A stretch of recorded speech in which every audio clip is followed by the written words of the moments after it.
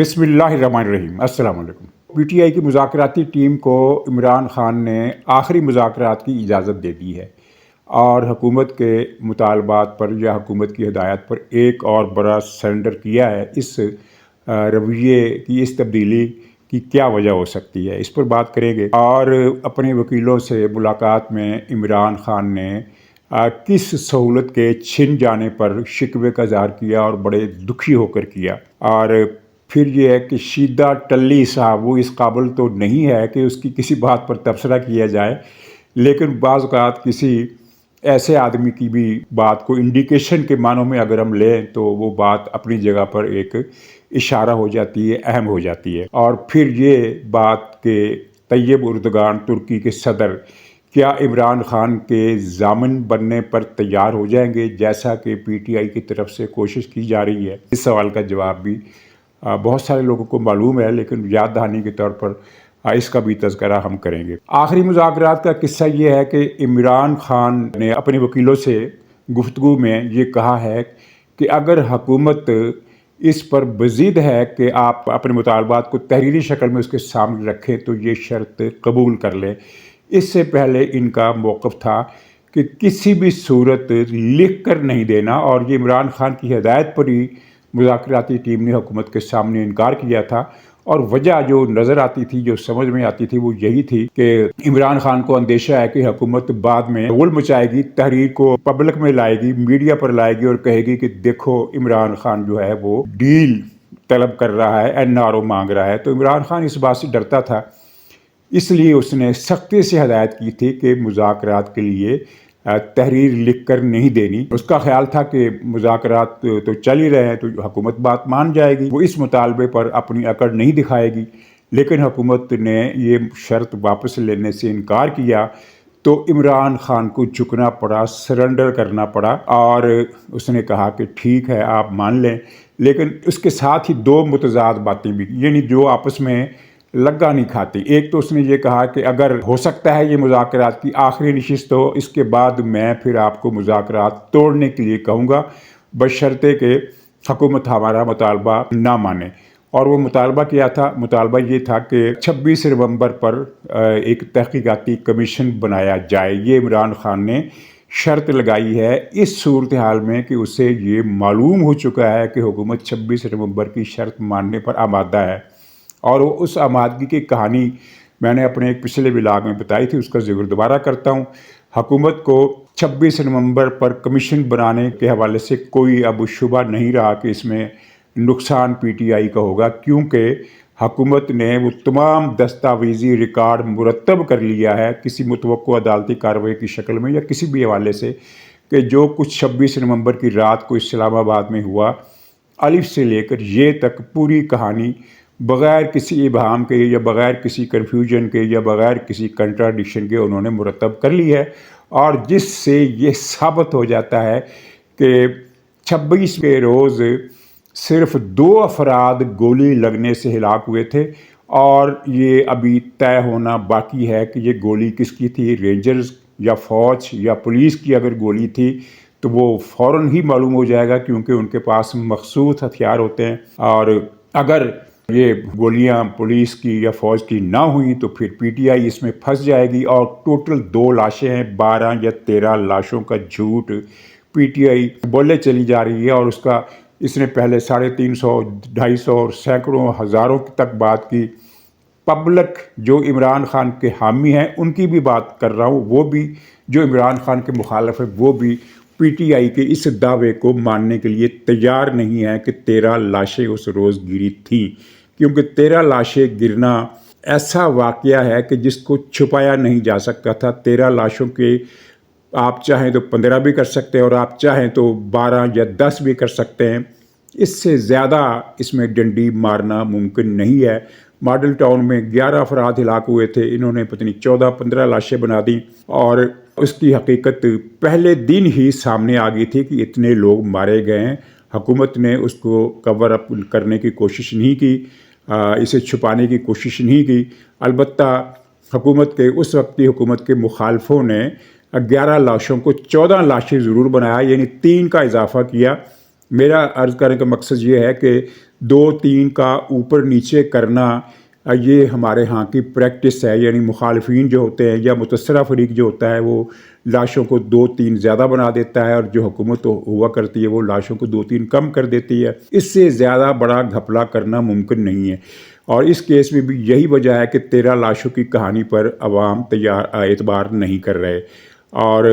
اس مرتبہ چونکہ ڈاکومنٹیشن جو تھی وہ بہت ہی زیادہ پختہ تھی، ماضی میں اس سے پہلے سوشل میڈیا کا اس طرح استعمال نہیں ہو سکتا تھا، اور نہ ہی اتنی زیادہ ڈاکومنٹیشن ممکن تھی جو اب ممکن ہے۔ تو اب یہ جب تمام ڈاکومنٹیشن مرتب ہو گئی تو حکومت اس بارے میں کلیئر ہے کہ 2 افراد مرے تھے، 2 سے زیادہ نہیں، اور وہ قبر کشائی کی پیشکش خود حکومت نے کی ہے پی ٹی آئی کو۔ اس کا مطلب یہ ہے کہ حکومت اس بارے میں زیادہ پر اعتماد ہے قبر کشائی کرنے کے حوالے سے۔ تو یہ معاملہ اس وقت کھلے گا جب پی ٹی آئی قبر کشائی کے مطالبے سے پیچھے ہٹ جائے گی، تو اس کا مطلب یہی لیا جائے گا کہ پی ٹی آئی کو پتہ ہے کہ یہ 2 افراد جو مارے گئے تھے یہ گنڈا پور کے گارڈز کی فائرنگ سے مارے گئے تھے، اور اس میں کوئی حیرت یا اچنبے کی بات نہیں ہے، کیونکہ اس روز گنڈا پور کے گارڈز نے ایک موقع پر جب جلغار ہوئی گنڈا پور کی گاڑی پر، اور کہا جاتا ہے کہ یہ جلغار کرنے والے بشرا بی بی کی کمانڈ میں تھے، ان کے اشارے پر یہ گنڈا پور پر ایک قسم کا حملہ کیا گیا تھا، گنڈا پور کو مارنے کے لیے نہیں بلکہ گنڈا پور کی بے عزتی کرنے کے لیے یا ڈرانے دھمکانے کے لیے، کیونکہ وہ ڈی چوک پر آگے جانے کو تیار نہیں تھے۔ تو اس موقع پر گنڈا پور کے گارڈز نے فائرنگ کی۔ یہ دعویٰ کوئی نہیں کر رہا کہ جو 2 مرنے والے ہیں وہ صرف گنڈا پور کی فائرنگ سے مرے، یہ کوئی نہیں کہہ رہا، لیکن شبہ جاتا ہے کہ انہوں نے جو فائرنگ کی، ظاہر ہے وہ ہوائی فائرنگ تھی، وہ کسی کا نشانہ لے کر انہوں نے کسی کو گولی نہیں ماری تھی، انہوں نے بھی حملہ آوروں کو بھگانے کے لیے ہوائی فائرنگ کی تھی، لیکن ہوائی فائرنگ میں وہ ٹرینڈ نہیں تھے، انہوں نے جو گولیاں چلائیں وہ یعنی آگے جا کر کچھ لوگوں کو لگی، اور اس میں کوئی اچنبے کی بات نہیں، کوئی ناممکن بات نہیں، ایسا ہو سکتا ہے، اور ایسا ہوا کئی مرتبہ ہوا ہے کہ ہوائی فائرنگ سے گولی اچٹ جاتی ہے اور اچٹ کر کسی کو جا لگتی ہے، کسی چیز سے ٹکراتی ہے اور ریکوائل کرتی ہوئی وہ چلی جاتی ہے۔ یہ سب اندازے ہیں، اور حکومت کا جو کانفیڈنس ہے البتہ وہ یہ بتاتا ہے کہ موصوف گنڈا پور کی فائرنگ سے ہو سکتا ہے کہ یہ 2 افراد مارے گئے ہوں، کیونکہ حکومت کے پاس فوج، رینجرز اور پولیس کا مسئلہ بڑا واضح ہے۔ فوج تو بالکل انڈر سرکل میں تھی، وہ تو گولی چلانے کی اس کی نوبت ہی نہیں آئی تھی، اس کو تو ایکشن میں آنے کی وہ معاملہ ہی نہیں ہوا، اس لیے فوج تو دائرے سے نکل گئی۔ اب رینجرز اور پولیس پر یہ شک کیا جا سکتا ہے کہ یہ 2 افراد ان کی گولیوں سے مرے، تو یہ معاملہ کھل جائے گا۔ تو پی ٹی آئی اس صورتحال کے لیے تیار نہیں ہے کہ حکومت نے یکلخت ان کو اشارہ دیا کہ بھئی آ جاؤ، ٹھیک ہے، کرا لیتے ہیں، 26 نومبر کے واقعات کی تحقیقات کے لیے کمیشن بنا دیتے ہیں۔ اور وہ جو شرط تھی، 2 شرطیں تو خیر وہ 26ویں ترمیم اور مینڈیٹ کی واپسی، وہ تو پی ٹی آئی پہلے سرنڈر کر چکی ہے۔ اب اس کے جو مطالبات ہیں ان میں سے ایک مطالبہ حکومت نے مان لیا، دوسرا مطالبہ حکومت ماننے کے لیے تیار نہیں ہے، اور دوسرا مطالبہ کیا ہے وہ یہ ہے کہ عمران خان کو رہا کیا جائے۔ پی ٹی آئی کی ٹیم کو یہ ہدایت ہے کہ باہر جا کر تم نے یہی کہنا ہے کہ ہم نے عمران خان کی رہائی کا مطالبہ نہیں کرنا، ہم تو تمام ورکرز کی رہائی کا مطالبہ کرتے ہیں، لیکن اجلاس میں وہ صرف عمران خان کی رہائی کی بات کرتے ہیں۔ اور اب جب وہ تحریری شکل میں لکھ کر دیں گے تو 2 ہی صورتیں ہوں گی، یا تو عمران کا نام لکھ کر وہ یہ تصدیق کر دیں گے کہ ہاں این آر او مانگا جا رہا ہے، یا پھر وہ عمران خان کا نام نہیں لکھیں گے۔ لیکن عمران خان کی جو اس وقت شرط ہے وہ یہ ہے کہ مجھے بے شک رہا نہ کیا جائے، مجھے بنی گالہ بھجوا دیا جائے۔ اور مزے کی بات یہ ہے کہ مسلسل تردید ہو رہی ہے اس کی طرف سے عمران خان کی کہ میں تو رہائی نہیں چاہتا، نہ میں بنی گالہ جانے کے لیے تیار ہوں، یہ تو حکومت ہے جس نے مجھے یہ آفر کی کہ ہم تمہیں بنی گالہ بھجوا دیتے ہیں۔ لیکن اس کا پول تو خود شیر مروت نے کھول دیا، پی ٹی آئی کی دوسرے لیڈروں نے کھول دیا کہ پیشکش نہیں ہوئی تھی۔ عمران خان نے ایک اپیل کی تھی، ایک درخواست کی تھی کہ کم سے کم ایک کانفیڈنس بلڈنگ میئر جو ہے وہ آپ اس شکل میں لے لیں کہ مجھے بنی گالہ منتقل کر دیں۔ لیکن حکومت نے جب یہ تجویز، یہ استدعا مسترد کی کہ ایسا نہیں ہو سکتا، تو اس وقت پھر عمران خان نے اس کو الٹ کر کے حکومت پر ڈال دیا کہ یہ حکومت کی پیشکش تھی جو میں نے مسترد کی تھی۔ یعنی حکومت اگر پیشکش کرتی تو عمران خان نے مسترد کرنا تھی، اس نے تو بھاگ کر 1 سیکنڈ میں کہنا تھا کہ لاؤ ابھی میں دستخط کرتا ہوں۔ تو بہرحال اب مذاکرات کے لیے عمران خان کی اس حد تک تیاری کی وجہ ظاہر ہے اس کی یہ سرنڈر جو ہے یہ بے معنی نہیں ہے۔ سرنڈر کی وجہ یہ ہے کہ اس سے اب بھی امید ہے کہ حکومت مجھے بنی گالا بھجوانے پر تیار ہو جائے گی، رہائی کا تو کوئی ایشو ہے ہی نہیں۔ یہ حکومت نے مذاکراتی ٹیم پر واضح کر دیا ہے کہ بھئی عمران خان کی رہائی پر آپ نے بات نہیں کرنی، باقی نکات پر ہم بات کر لیتے ہیں۔ تو اب دیکھیے پی ٹی آئی تحریری شکل میں کیا چیز لاتی ہے۔ وکیلوں سے ملاقات میں عمران خان نے بہت ہی دکھی ہو کر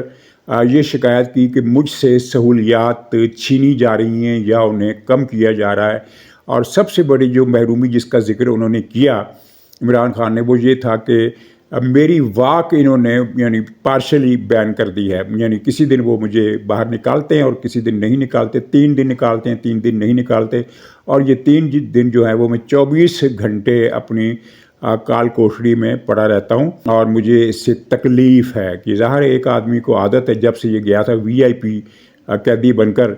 اس کو ایک لمبا ہال بنا کر دیا گیا کہ تم اس میں واک کرو، 3-4 کمرے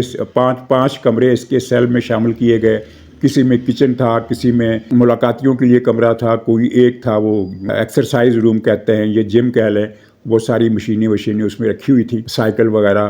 دوسرے جو بھی ہوتے ہیں جو یہ کام کرتے ہیں انہیں پتہ کون کون سے آلات ہوتے ہیں۔ تو یہ سہولتیں اس سے اب بتدریج ان سہولتوں میں کمی کی گئی ہے، اس میں کوئی شک نہیں، اور یہ کہ اس کو 3 دن تک مسلسل قید رکھا جاتا ہے اس کی تصدیق ہونا باقی ہے کہ واقعی ہفتے میں 3 دن اس کو اجازت ملتی ہے، باقی دن اجازت نہیں ملتی۔ لیکن جو تصدیق شدہ بات ہے وہ یہ ہے کہ سہولیات کو محدود تو کیا گیا ہے، لیکن ان محدود کی جانے والی سہولتوں میں کیا وہ دیسی بکرے کا گوشت بھی ہے یہ نہیں، یہ بھی ابھی واضح نہیں۔ ویسے پچھلے مہینے بلکہ 1.5 مہینہ پہلے یہ خبر آئی تھی کہ کچھ دنوں کے لیے اس کا VIP کھانا تھا وہ تو بند کر دیا گیا اور اسے کہہ دیا گیا کہ بھی جیل کے کھانے پر گزارا کرو، لیکن پھر بعد میں پتہ چلا کہ یہ پابندی جو اب کچھ دنوں کے لیے لگائی گئی تھی ختم کر دی گئی اور دوبارہ اس کو دیسی بکرے کا گوشت ملنا شروع ہو گیا ہے۔ فی الحال جس کو سب سے زیادہ پریشانی ہے وہ یہ ہے کہ مجھے واک نہیں کرنے دیتے، اور جس دن واک نہیں کرنے دیتے اس دن مجھے جم میں بھی جانے نہیں دیتے، وہ ایکسرسائز وہ سائیکل چلانا یا جو بھی ہے اس کی اجازت بھی نہیں ملتی۔ تو یہ صورتحال سے موصوف بہت تنگ ہے، اور غالباً یہ بھی ایک وجہ ہے سرنڈر کرنے کی کہ شاید انتظامیہ کا جو بھی جیل کے معاملات کو دیکھ رہی ہے اس کا دل پسیج جائے، اور ساتھ ہی انہوں نے عدالت میں بھی اس کو چیلنج کرنے کا اعلان کیا ہے کہ ان سہولتوں کی بندش کو ہم عدالت میں چیلنج کریں گے۔ مطلب یہ ہے کہ خاصا دکھی ہے۔ اچھا، شیدہ ٹلی رو پڑا، یہ بات میں اس کو کیوں کوٹ کر رہا ہوں؟ میں اس آدمی کو آدمی ہی نہیں سمجھتا جس کا نام شیدہ ٹلی ہے۔ اس میں انسانوں والی کوئی بات نہیں ہے، اس کے نزدیک اخلاقیات کوئی چیز نہیں ہے۔ میں تو کہتا ہوں کہ سرے سے انسان ہی نہیں ہے، انسان کوئی جو شیطانچہ ہے، کوئی شیطانی موکل ہے جو انسان کے بھیس میں آ گیا ہے، اس میں انسانوں والی کوئی بات نہیں۔ لیکن فکرہ میں کیوں کوٹ کر رہا ہوں؟ اس لیے کہ یہ وہ شیخ ہے جس نے پورے 1 سال تک یہ غل مچایا تھا کہ اگلے مہینے خانہ جنگی ہوگی، اگلے مہینے خون ریزی ہوگی، خون بہے گا، سڑکوں پر لہو ہوگا، اور آندھی طوفان آئے گا، پتہ نہیں زلزلہ آئے گا، کوئی اس طرح کی یہ باتیں کیا کرتا تھا کہ یہ میں دیکھ رہا ہوں کہ اگلے 1 مہینے کے بعد پاکستان میں یہ ہو جانا ہے، سری لنکا بن جانا ہے، فلانا ڈمکانا۔ اب اس جیسا منحوس شخص بھی مایوس ہو گیا ہے کسی اچھی خبر سے، تو پھر یہ ایک فکرہ بنتا ہے کہ اس کو کوٹ کیا جائے۔ تو اس نے اخبار-نویسوں سے وہ کسی مقدمے کی سماعت وغیرہ کے حوالے سے آیا ہوا تھا عدالت میں، تو اس نے بات کی اخبار-نویسوں سے، بڑا بجھا ہوا چہرہ تھا اور شکوے کر رہا تھا کہ اس عمر میں مجھ پر اتنے مقدمے بنا دیے گئے۔ تو بھئی اس عمر میں جب لوگ اپنے لیے بھی اور دوسروں کے لیے بھی دعائیں کرتے ہیں، تو یہ جو تھا یہ پاکستان کی بربادی کی خبریں سنا رہا تھا کہ پاکستان ختم ہو جائے گا وغیرہ۔ تو اس نے پھر ایک سوال کے جواب میں کہا کہ اس سے پوچھا گیا یہ ٹلی صاحب سے کہ بھئی PTI والے یہ کہہ رہے ہیں کہ عمران یہ سال جو ہے یہ حقیقی آزادی کا سال ہے، یہ عمران کی رہائی کا سال ہے، اور یہ پتہ نہیں کون سا سال ہے۔ تو شیدہ ٹلی نے کہا کہ اس سال بھی کچھ نہیں ہوگا، مجھے کچھ ہوتا ہوا نظر نہیں آتا۔ اس نے تو مایوس ہو کر کہا، سننے والے البتہ مسکرا اٹھے کہ یہ وہی شیدہ ٹلی ہے جو اتنے اعتماد اور یقین کے ساتھ کہا کرتا تھا کہ یہ ہونا ہے اور وہ ہونا ہے۔ تو اس لحاظ سے یہ ایک بات مجھے لگا کہ آپ کو اس میں شیئر کروں کہ یہ شیدہ ٹلی بھی اگر مایوس ہے تو پھر عمران خان کی مایوسی کی حالت کیا ہوگی۔ اچھا ناظرین، ایک پی ٹی آئی کی طرف سے کوشش کی گئی ہے کہ عمران خان باہر آ کر حکومت کے لیے کوئی مسئلہ پیدا نہیں کریں گے، اس بات کی ضمانت طیب اردگان صاحب دے دیں۔ ظاہر ہے پاکستان کے تعلقات جن ملکوں سے بہت زیادہ اچھے ہیں ان میں ترکی بھی شامل ہے، یعنی سعودی عرب، امارات اور اس سے پہلے چین، ان 3 ملکوں کو چھوڑ کر کوئی ملک ہمارا جو بہت دوست ہے اور جس کی بات کو ہم اہمیت دیتے ہیں تو وہ چوتھا ملک ترکی ہے۔ 5واں ملک ابھی تک اس فہرست میں کوئی نہیں آیا ہے۔ یہاں میں ضمنی طور پر بات سے بات نکلتی ہے، ضمنی طور پر میں یہ بتا دوں کہ تاریخ میں پہلی مرتبہ تاجکستان کے اور پاکستانی حکومت کے درمیان اچھے تعلقات بن رہے ہیں۔ اس کا مطلب یہ نہیں ہے کہ پہلے برے تعلقات تھے، بلکہ اس کا مطلب یہ ہے کہ پہلے یہ دونوں اجنبی تھے، لیکن اب یہ بہت قریب آئے ہیں، اور یہ پاکستان کی خارجہ پالیسی کی ایک ایسی کامیابی جو دوسرے الفاظ میں آپ کہیے کہ گھر بیٹھے یا بیٹھے بٹھائے مل گئی ہے۔ اس کی تفصیل پھر کبھی صحیح، فی الحال یہ چونکہ ضمن میں بات آ گئی تو یہ 4 ملک ہیں جو ہمارے بہت نزدیک ہیں، اور ترکی چوتھے نمبر پر ہے اور اس کی بات میں بھی وزن ہے۔ تو ان کا خیال تھا کہ طیب اردگان جو تھے، اگر ان کی ضمانت ان سے یہ ظاہر ہے یہ بات بعد میں کریں گے، پہلے یہ حکومت سے کوئی یقین دہانی چاہتے ہیں کہ اگر ہم ان کو گارنٹر کے طور پر پیش کریں تو کیا آپ ایکسیپٹ کریں گے۔ ایسا نہ ہو کہ اردگان صاحب تو مان جائیں اور یہ حکومت نہ مانے۔ تو یہ کوشش کر رہے ہیں حکومت کو کنونس کرنے کی کہ طیب اردگان صاحب کو ضامن بنا لیا جائے، وہ گارنٹی دیں گے کہ عمران خان کوئی گڑبڑ گھوٹالہ نہیں کریں گے، کوئی نیا جھمیلا نہیں کھڑا کریں گے۔ تو پتہ یہ چلا ہے کہ طیب اردگان صاحب تو عمران خان کا نام بھی سننا پسند نہیں کرتے، اور اس کی وجہ بڑی ٹھوس ہے، کوئی خفیہ بات نہیں ہے۔ جب یہ ایک سعودی عرب کی مخالفت میں، ترکی اور سعودی عرب کی مخالفت ہے، اگرچہ اب ان کے تعلقات پہلے کے مقابلے میں کم خراب ہیں، لیکن تعلقات میں خرابی ہے اور اس کی کئی وجوہات ہیں۔ تو ترکی نے ایک کوشش کی تھی سعودی عرب کے متوازی ایک اور اسلامی تنظیم کھڑا کرنے کی، اور وہ تنظیم جو بننا تھی وہ اسلامی کانفرنس کو ریپلیس نہیں کرنے والی تھی، بلکہ ایک ضمنی طور پر ایک سائیڈ میں ایک الگ سے، لیکن سعودی عرب نے اس چیز کو پسند نہیں کیا اور وہ تجویز دم توڑ گئی۔ زیادہ اس کے ممبر نہیں تھے، ایک اردگان صاحب تھے، ایک اس وقت کے وزیر اعظم ملائیشیا وہ تھے، اور تیسرے وہ مہاتیر محمد، اور تیسرے یہ تھے عمران خان۔ تو جب سعودی عرب نے ناراضگی ظاہر کی تو پاکستان کی جو عسکری قیادت ہے اس نے عمران خان کو بتایا کہ یہ تو تم نے بڑا خطرہ مول لیا پاکستان کے لیے، کیونکہ پاکستان کی مدد ملائیشیا نے تو نہیں کرنی، ترکی ہمارا دوست ہے لیکن وہ بھی ہمیں کوئی $1 کروڑ دینے کی پوزیشن میں تو نہیں ہے، ہم نے جو لینا ہے وہ سعودی عرب سے لینا ہے۔ تو یہ سعودی عرب کو ناراض کیا، وہ عمران خان نے پھر بہرحال اس چیز سے بیک آؤٹ کر گیا اور سعودی عرب سے اس نے معذرت بھی کی، لیکن یہ کہا کہ اپنی صفائی زیادہ دی، پاکستان کی صفائی کم دی۔ یہ کہا کہ مجھے تو طیب اردگان نے بہکایا تھا اور میں اس کے بہکاوے میں آ گیا تھا۔ یہ بات حکومت اور عسکری حلقوں میں سے ہر ایک کو معلوم ہے اور بہت سارے اخبار نویسوں کو بھی معلوم ہے کہ اس نے خود کو معصوم اور بھولا بھالا ثابت کرنے کے لیے کہا تھا کہ مجھے تو انہوں نے غلط طریقے پر وہ اور کہا تھا، یہ کہا تھا اور میں ان کے بہکاوے میں آ گیا۔ اچھا ٹھیک ہے جی، معاف کر دیا تمہیں، لیکن سعودی عرب نے یہ کیا کہ یہ بات ترکی کے صدر تک پہنچا دی، شکایت کے طور پر نہیں، یہ تم نے کیا تمہارے بارے میں عمران خان نے یہ کہا ہے تو ہمیں تم سے اس کی توقع نہیں، یہ نہیں کہا اتنے، یا ظاہر ہے وہ بہت ذہین لوگ ہیں تو سعودی عرب کی خارجہ پالیسی والے بھی۔ تو سعودی عرب نے اردگان کو سیدھے الفاظ میں یہ بتا دیا کہ جس عمران خان کو تم پتہ نہیں کیا سمجھ رہے تھے کہ وہ ایک لیڈر ہے، اس نے تو سارا مدعا تم پر ڈال دیا ہے کہ تمہاری شرارت تھی، یعنی اس کو ایک رسید دینے کے لیے کہ عمران خان ایسا ہے، یہ نہیں کہ عمران خان کی بات پر اعتبار کرتے ہوئے ہم آپ سے شکوہ کر رہے ہیں۔ سعودی عرب نے ترکی سے شکوہ نہیں کیا، لیکن اس کو یہ انفارمیشن دے دی کہ وہ یہ کہتا ہے تمہارے بارے میں۔ تو اب اس کے بعد اردگان کی جگہ کوئی اور بھی ہو تو یہی کرتا کہ وہ عمران خان کا نام سننے کے لیے تیار نہیں۔ یہی ماجرا سعودی عرب کا ہے اور یہی ماجرا چین کا ہے۔ پتہ نہیں ہمارے پی ٹی آئی کے جو حامی دانشور ہیں وہ سعودی عرب، امارات یا ترکی یا چین سے ایسی امیدیں کیسے باندھ لیتے ہیں؟ چین کا جو مسئلہ ہے عمران خان سے، وہ آپ کو پتہ ہے کہ چین یہ پوری ایمانداری سے، اس کو یقین ہے کہ سی پیک اگر یہ اتنے سال سے رکا ہوا ہے تو اس کی وجہ عمران خان ہے. اور یہ سعودی عرب ہے، اس کا وہ قصہ بہت ہی مشہور ہے. اب تو پاکستان کے بچے کو معلوم ہے کہ اس نے سعودی عرب میں بیٹھ کر